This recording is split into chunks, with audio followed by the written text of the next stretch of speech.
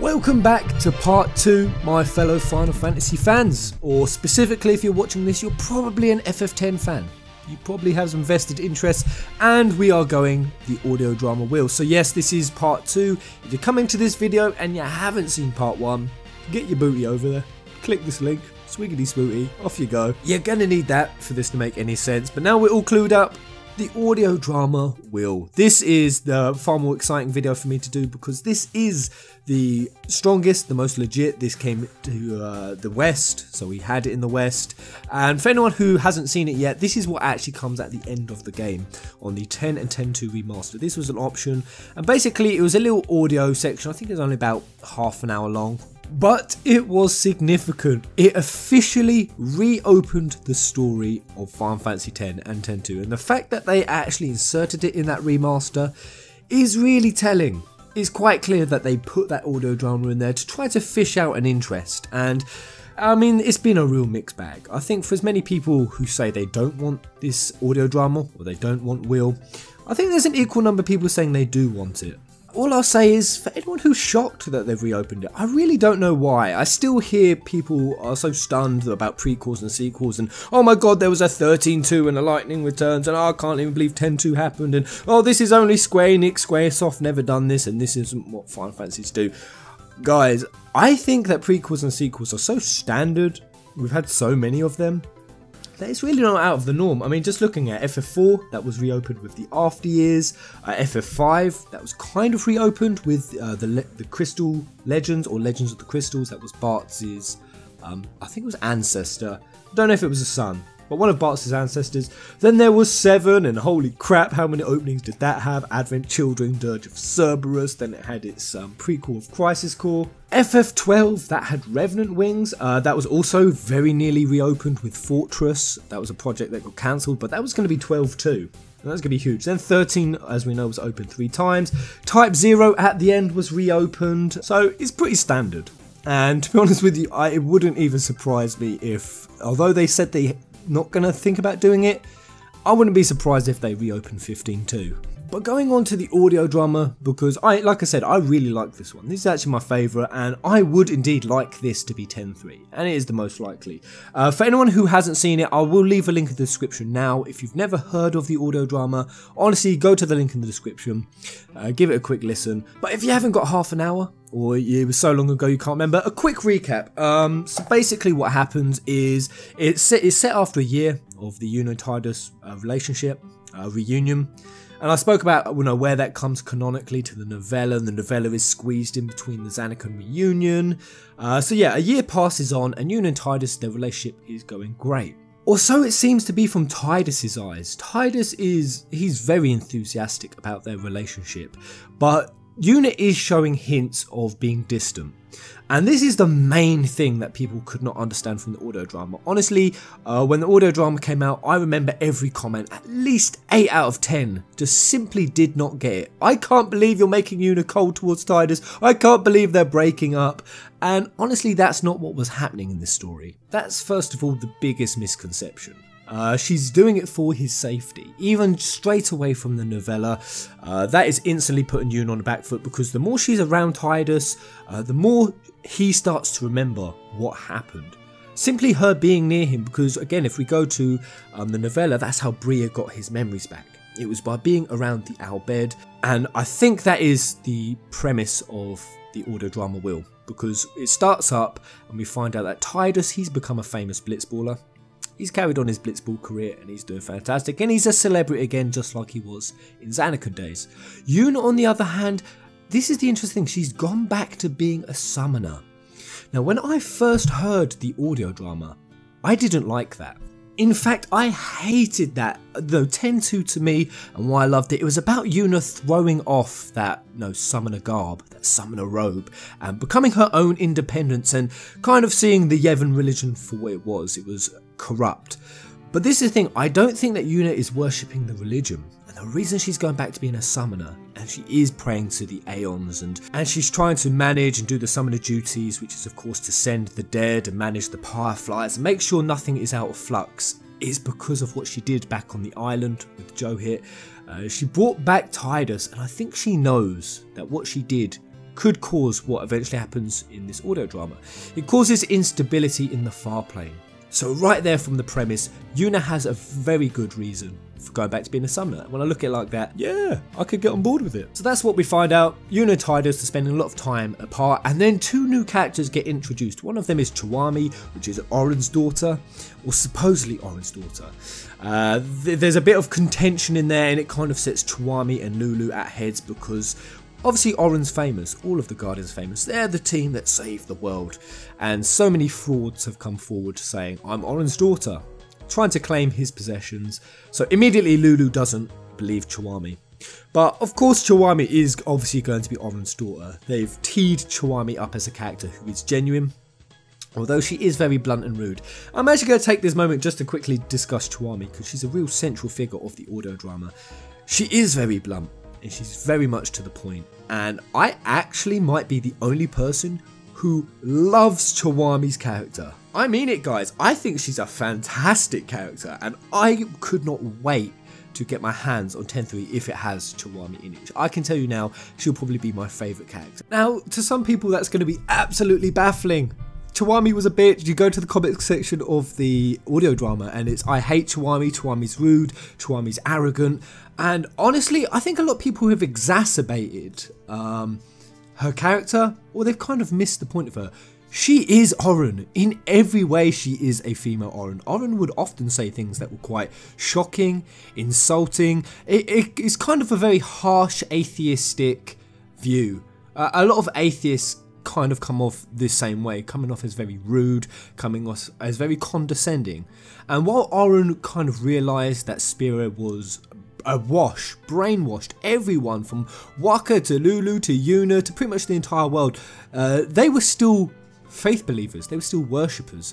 But Auron knew the truth of the Yevon religion. Remember, it was Lady Yuna who killed him. He knew the truth of it. But he was also politically smart. Sometimes he knew when to dial it back, but with the audio drama and with Final Fantasy in 10.3, it's a different era of religion. Religion has kind of died, it's kind of fallen by the wayside now that it's been shown to the light how corrupt it was. And that's what I loved about Chuami. She brought that realistic, blunt, harsh truth that I kind of see as an atheist. For example, Waka would talk about how people are still worshipping the Yevon religion, and behind closed doors Chuami would say to Kurgan how they're stuffy old fossils, I think it was, stuffy old fossils. She would also say how people needed to move on to get over it, and Waka even admitted that the people who are still worshipping Yevon, they know that they're basically worshipping a shit show of a religion and that it has no meaning, but they just can't move on it, and without religion they can't find another meaning in life.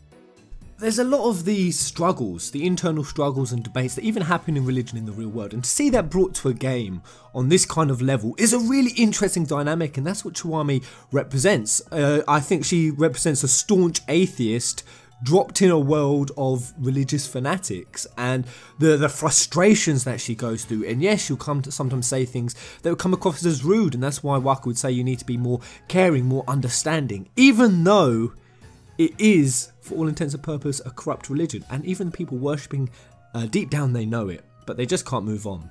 I loved her sass, I loved her speech pattern, the way she speaks in a very down-to-earth, informal way, because people still speak so formally, but she just cuts through all of that, and it was something that I felt Spira really needed. When I saw even people like Riku and the Bhed who knew what the Yevon religion was like, but they would still kind of try to pander to the religious people in the game, even though they were wrong. Their beliefs about Machina being evil, they would still try to be sensitive about it. Chuami cuts through all of that, and for me in Spira I was like, oh god, I really want somebody just to say it as it is, to say it bluntly, and Chuami represents that.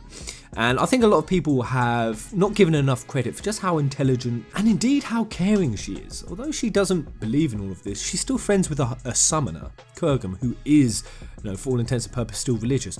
She still is friends with Kurgum, and she still does care about Spira, and she still has a moral compass, and she's still trying to better the world. And I think a lot of that again translates into the real world. Religious people often look at atheists, and there's been discussions on this about how, without God, what drives your morals? Atheists, because they don't believe in a heaven or a hell, they'll burn in hell if they don't do the right thing, so they have no motivation to do good things or be a moral human being, which is of course ridiculous. And I know a lot of religious people aren't like that, but there are definitely some who are, and Auron kind of fringed on that, and Chuami's carrying it on. I think the other thing that put a lot of people in Chuami's bad books is because she straight up got into kind of a spat with Yuna. So in the audio drama, Kurgum and Chuami travel a long way to go see Yuna, and because she's tired or frustrated or anxious or nervous because things are starting to turn iffy in Spira, she kind of turns them away. They've travelled halfway across Spira, and she doesn't even give them the time of day.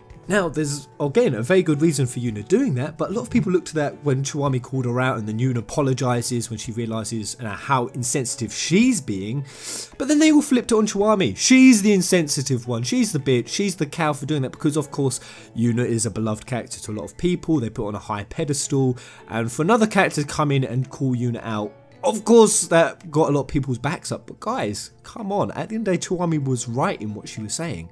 They travelled half the world, and they're not even going to give them a time of day, and they've got a very important message. In fact, it's critical, and Yuna definitely needed to hear it. So that's just my position, and again, I can see both sides of the story, but yeah, I just think a lot of people have looked at Chuami and how they presented it in the audio drama, and this is what happens with a lot of Final Fantasy characters, I'll quickly say. With, say, FF13, again, it's the exaggerated base traits, personality traits, that they always have at the start of a game. So they made, Vanille look like a ditz, they made Snow seem arrogant and egotistical and kind of uncaring, and it turns out he's really caring. It's the same with Cloud and Barrett.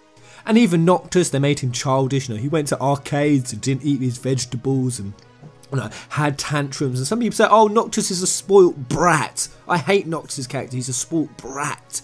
Because people just look at the base personality traits, the flaws, because that's what I love about Final Fantasy games. So they bring through characters' flaws, and while Chuami definitely has them, because she is kind of arrogant and perhaps needs to be a bit more sensitive, I just really like the dynamic that her character is really going to go somewhere. She is a female Auron, and you get what I'm saying, guys. It's just an interesting dynamic, kind of a staunch atheist in a religious world. But continuing on, Yuna listens to their message that came from Balarai, that there's been some weird happenings in Spira, and Yuna travels with them to see what's going on, and that's when they see 2 shoe puffs.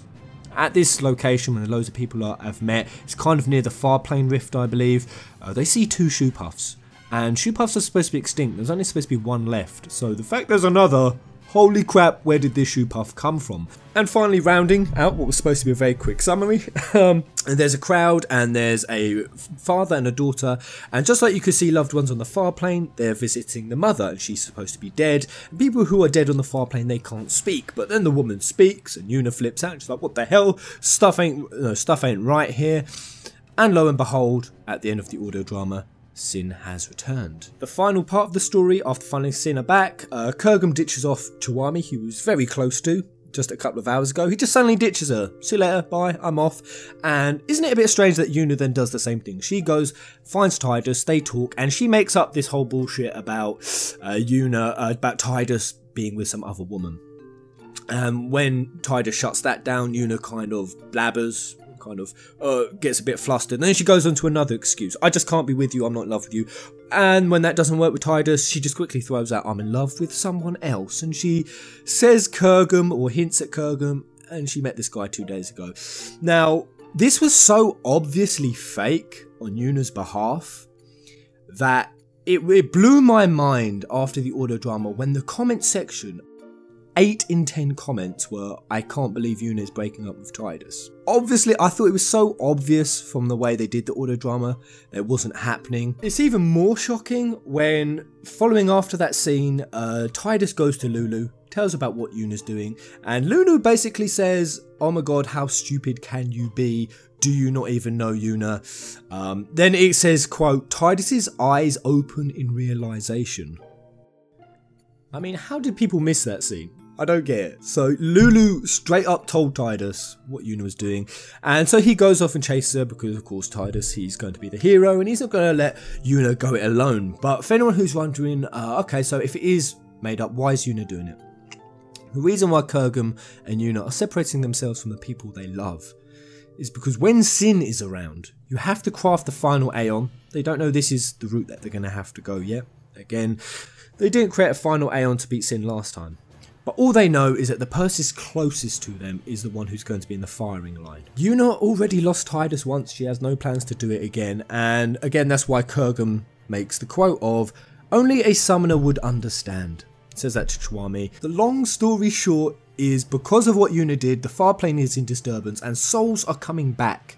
And they're coming back for real. Now, while some people, the common one is, oh my god, I can't believe they're pointlessly bringing Sin back.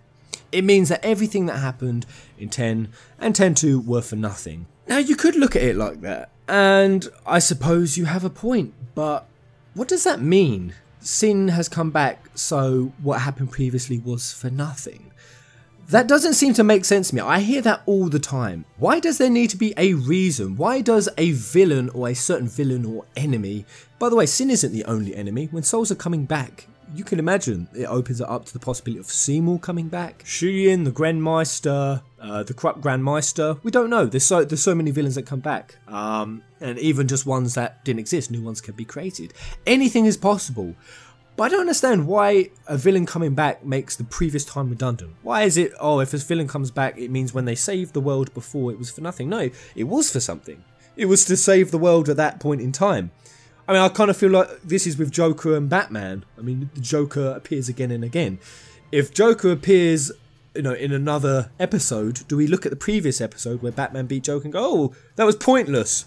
That was pointless. That was all for nothing. Batman beat Joker then, all for nothing, because Joker's back again.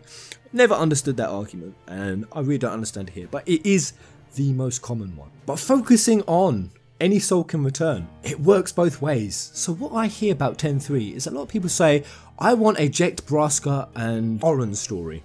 That's what I want. And I also want a Zanarkand, pre-Zanarkand War backstory. Well, when the novella focuses on just that, about pre-Zanarkand, about the backstory, and the fact that the audio drama wheel means that Auron, Braska and Jecht can all return, it's actually wholly possible that people can get what they want. Now yes, while it won't be the Jecht, Braska and Auron backstory that I think a lot of people are saying they want, because they want the actual prequel story, there is opportunity for those characters to appear, and in fact, this is the tee-up. This is exactly what they're doing. Do you think that they're introducing Chuami, Auron's daughter, for nothing? Hell no, that ain't. There's a real possibility for, say, Auron to return. There could be this whole chapter and this whole dynamic of a father meeting his daughter for the first time. This whole father-daughter dynamic. And you can imagine what that would be like between Auron and Chuami, because they are so similar. This is the other thing. Although Lulu doubts that Auron ever had a child, because I think Lulu in the audio drama, she says, Auron would have told us if he had a daughter. And a lot of people are believing her. I mean, a lot of people are saying, yep, Chuami isn't Auron's daughter. She is. Can I just say, this Auron who Lulu is saying would never lie to them is the same Auron that didn't tell them he was an unsent. And indeed, the fact that Chuami never knew her father, there's a real possibility that even Auron himself doesn't know. So I think that would be the awesome dynamic, and honestly, the audio drama wheel, it would just be the ultimate finale of Final Fantasy X. Like I said in my previous video, I know it's not necessary, it doesn't need some great big finale, but I really think it's coming if Square Enix's words are anything to go on it, and it would give us the opportunity to explore. There are certain elements in the story that we haven't yet explored fully, and this can be the opportunity to do that. And we can see Braska, and we can see some of the other characters return and get more of their story, and in fact, it's really likely that those characters will appear. Canonically, looking at this story, what happens in the audio drama is when people go to the far plane, they will see someone who they want to see most. So in the case of that father and daughter, they saw the mother. And with the far plane leaking, that's why she's back. I think they're calling them the returned. I think that's what they're calling them. So that's the clincher right there, guys, because they even say at the end that Sin has only come back because somebody wanted Sin to return so badly. They must have desired it above having anyone else return.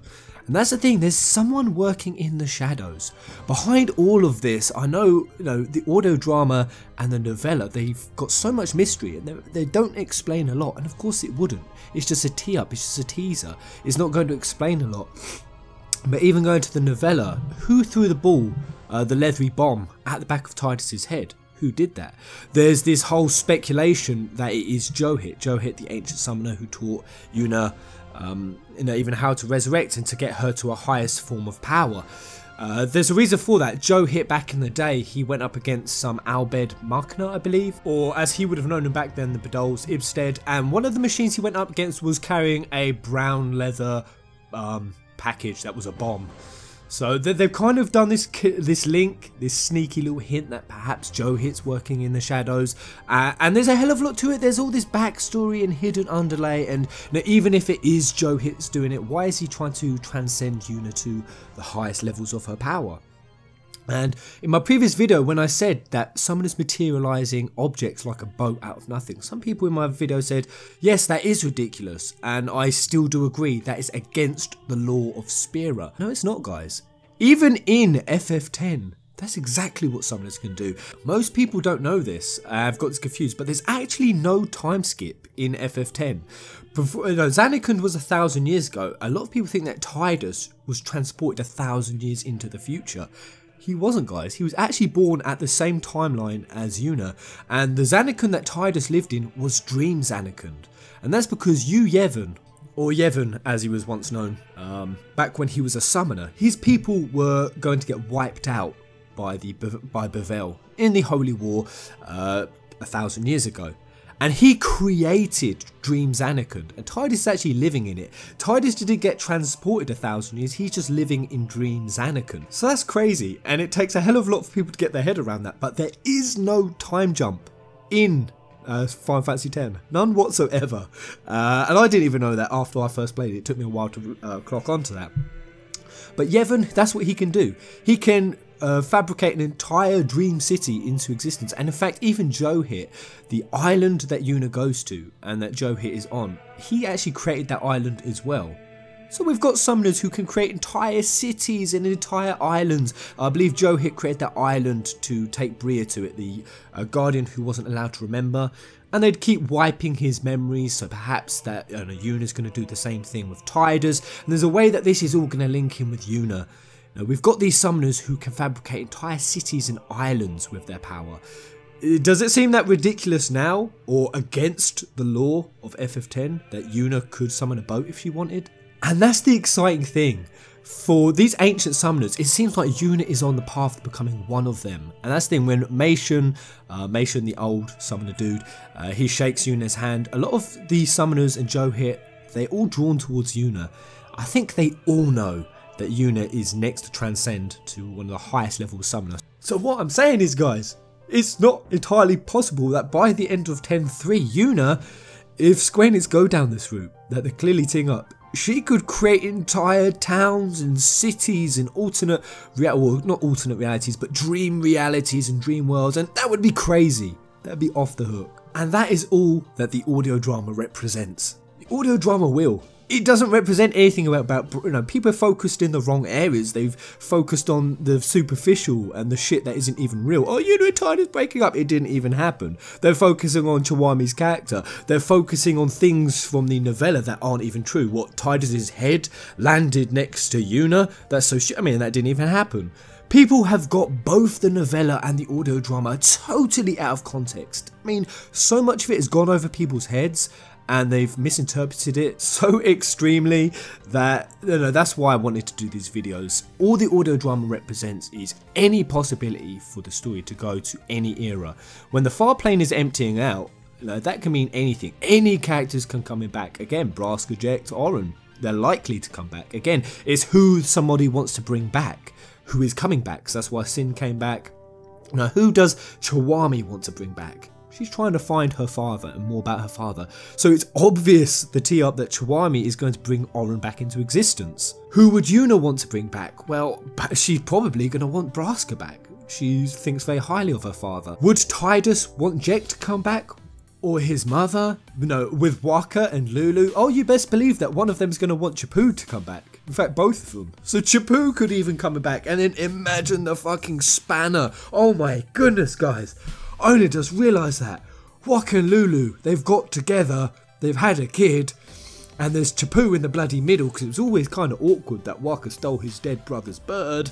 If Chapu comes back, oh my god, that would be awkward. But again, that's what they've teed up, guys. So limitless possibilities. That's why I like it. Hopefully I've explained more about the audio drama and the novella. Now we're all fully clued up. I'm actually going to do a poll. So go up into the top right corner. After hearing all this, would you want a Final Fantasy X-3? If you still don't, fair enough. Like I said, I understand why. It's totally not necessary.